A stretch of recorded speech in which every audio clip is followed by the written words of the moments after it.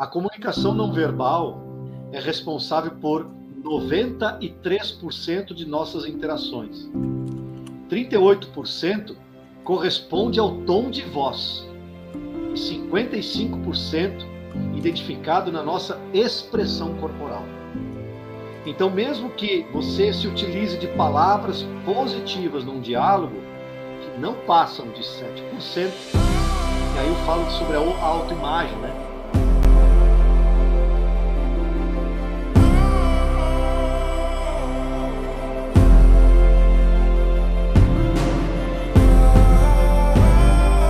Olha aí! É isso aí, né? O pessoal sabe. Quando eu falei terceira série, o pessoal fala, é antigo esse cara aí.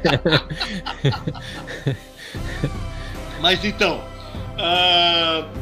todo o nosso corpo, ele é formado, a sua maioria, por água, né? É a água, exatamente a água, que ela é o gerador da nossa saúde. Olha só o que eu estou falando. Pode ser que muita gente nunca tenha escutado essa frase, né? Mas a água, basicamente, é o gerador da nossa saúde, né? E, inclusive, eu tenho afirmado uma frase que é: não existe na natureza um facilitador metabólico como a água. E é importante a gente dizer isso porque em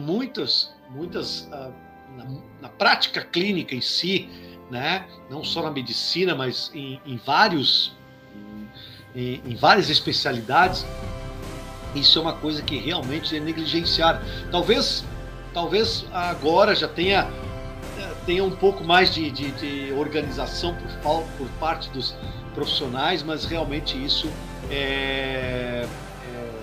por muito tempo foi negligenciado, né? Mas o refri tem água, né? Tomar refri ajuda, né?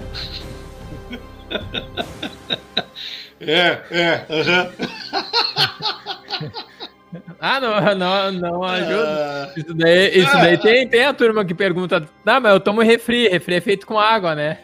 Não, e tem aqueles, né, que optam pelo refrigerante light ou diet, né? Esse daí é o bom. Pois Esse é bom. Interessante isso. Mas Felipe, é uma coisa muito legal isso, né? Eu gosto de citar um exemplo com meus alunos, né? Que o exemplo dos moinhos, né? O moinho antigamente, hoje existem empresas de farinhas que ainda trabalham com moinhos para fazer as farinhas. Mas antigamente era muito mais... não tinha luz elétrica, né? Então utilizava-se a força dos moinhos, a força das águas, né? Para fazer então a roda d'água girar, e o mecanismo aproveitava essa energia cinética do movimento das águas aqui, que permitia então moer cereais e grãos para a obtenção dessas farinhas, né? E quando não tinha energia elétrica, para gerar energia também. Mas da mesma forma, o nosso corpo também funciona parecido com o movimento do moinho.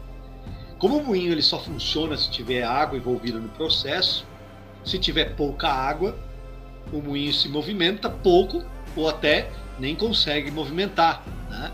O nosso metabolismo corporal, ele também não funciona adequadamente sem a gestão de água, né? A pergunta que eu sempre faço nos meus atendimentos é o seguinte: você bebe bastante água? Bastante água por dia? A resposta é quase sempre a mesma. Olha, em torno de 80% a 90% das respostas eu bebo muita água. Aí então eu faço uma outra pergunta: o quanto para você é bastante? E a resposta, por incrível que pareça, é quase sempre a mesma. Eu tomo quase 1 litro por dia. 1 litro de água por dia. Isso acontece porque as pessoas elas não têm noção da quantidade que elas devem ingerir por dia, achando que 1 litro já é bastante para suprir toda a carga metabólica que o corpo precisa. Então, eu forneço a equação que determina o quanto de água se deve tomar por dia.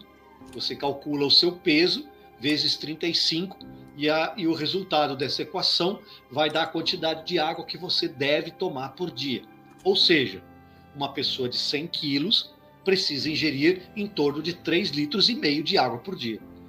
Quando a gente faz essa apresentação, é impressionante como as pessoas elas caem com as crenças, que a gente falou muito ontem, né? Com as suas crenças de que 1 litro realmente era suficiente, né? Então, e é interessante que ontem nós estávamos de cachecol, né, Felipe? Estava com frio danado, né? E aí eu comentei que sobre o inverno ia comentar hoje também. Porque com a chegada do inverno e com o ar gelado, é realmente complicado, né? A gente encarar e enfrentar o frio, né? É delicado isso, né? E com isso a vontade de beber água também fica comprometido, né? Esses dias a minha neta, ela gosta de tomar água na minha garrafinha. Ela tem a garrafinha dela, mas sabe como é que é, né? Ela adora, então tá. Babinha do vô. Aí ela disse assim, né? Tá gelada. E é verdade, hoje eu comentei lá no grupo, lá, né? E realmente, né? Mas ela toma bastante água. Porque... Até vou te falar uma curiosidade, que ó, a garrafa aqui, eu acho, olha, mais ou menos uns 3 anos que eu não tomo água gelada, só em temperatura natural. Exatamente. Mas estava em temperatura natural. Né? Ela que achou gelado. Mas ela estava em temperatura natural. Né? A gente usa água de poço artesiano, né?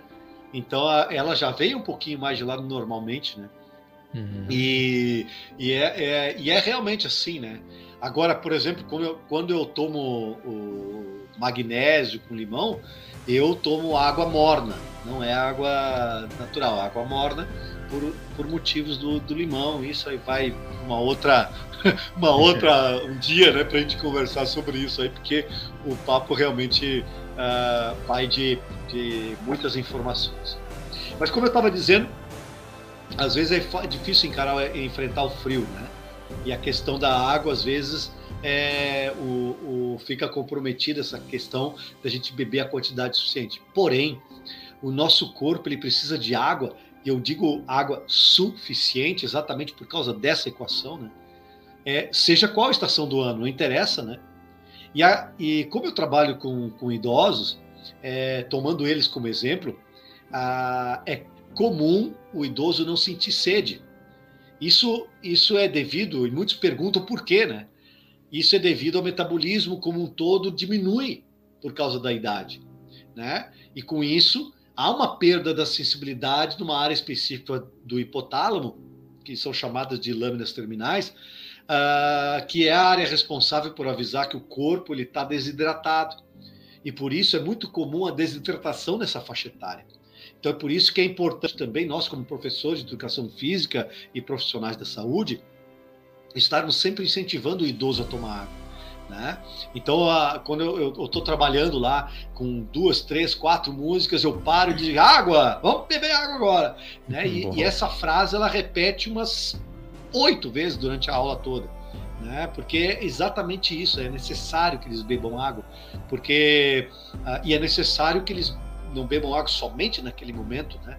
Mas eu sempre digo que a quantidade de água suficiente você deve tomar logo depois que você levanta, antes de comer qualquer coisa, né? Até mais ou menos ali por volta das 18 horas. Né? Não beber água depois das 18 horas, porque isso vai provocar depois um acúmulo de líquidos que você vai ter que levantar de noite para urinar.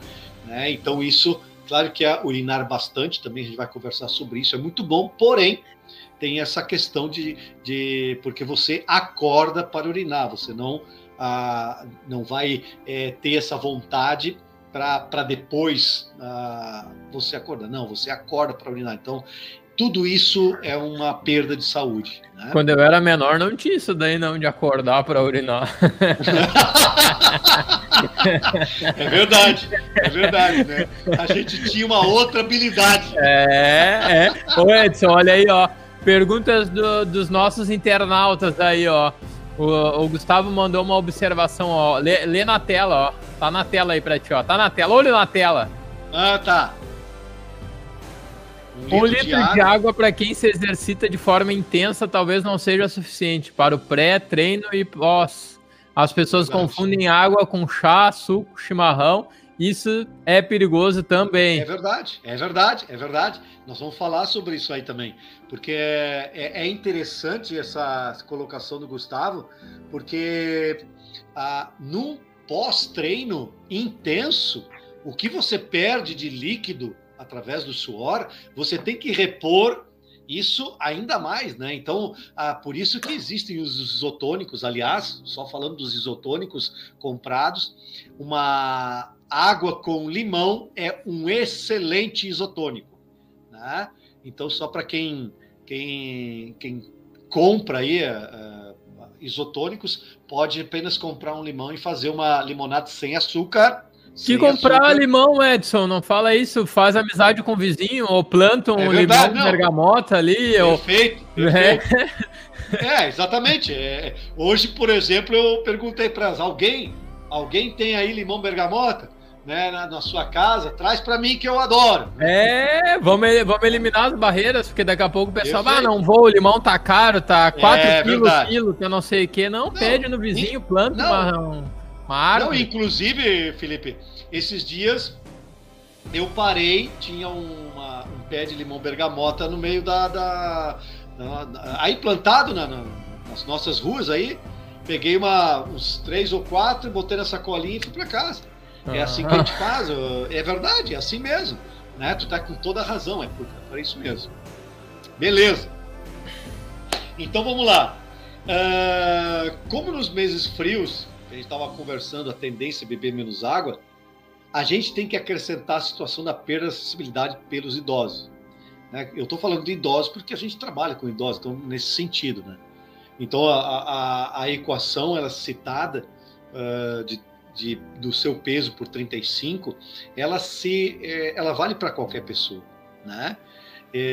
Inclusive eu tenho um artigo que eu escrevi, que o nome do artigo é Não Dê Água para o Seu Filho. Esse artigo, as pessoas, olham aqui, não dê água para o seu filho. Contraintuitivo. Exatamente, porque lá no meio está dito lá, né? Não dê água para o seu filho, beba com ele, né? Isso porque tem as crianças, elas fazem pouco daquilo que os pais dizem, mas elas repetem quase tudo aquilo que os pais fazem, né?